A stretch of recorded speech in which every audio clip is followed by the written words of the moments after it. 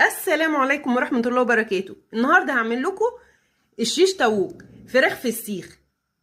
صدر فرخة متقطع، الخضار بتاعنا طماطم وفلفل رومي وبصل وبطاطس وصلصة وزيت، والبهارات بتاعتنا ملح و7 بهارات وعين دهن فرخة وكوباية شوربة.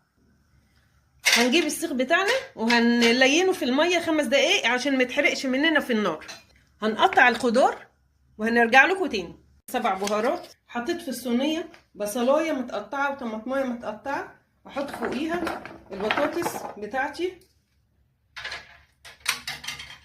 معايا صدر فرخه هقطعه علشان نعمله في الاسيوخ مع شويه خضار. خليكم معايا. هاخد الاسيخ من الميه وبعد كده هحط الخضار في السيخ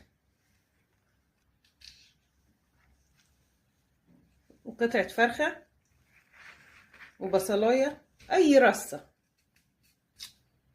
ونرجع تاني للخضار.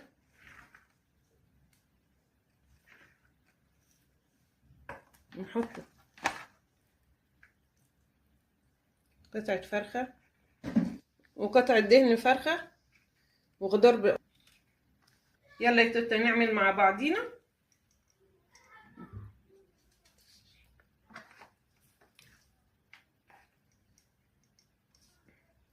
نرص الخضار كده.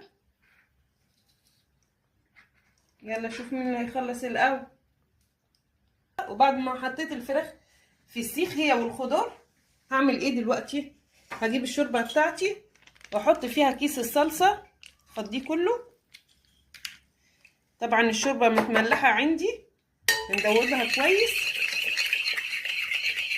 قلبت الشوربة كويس بالصلصة.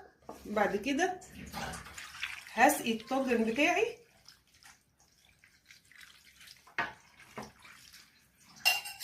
احط رشة زيت على الوش، رشة زيت على الوش. دخله الفرن. حطيته في الفرن هيقعد ربع ساعة، وبعد كده هفتح عليه الشواية. وبعد ما الفراخ بتاعتنا طابت في السيخ، ايه رأيكم فيها؟ لذيذة خالص.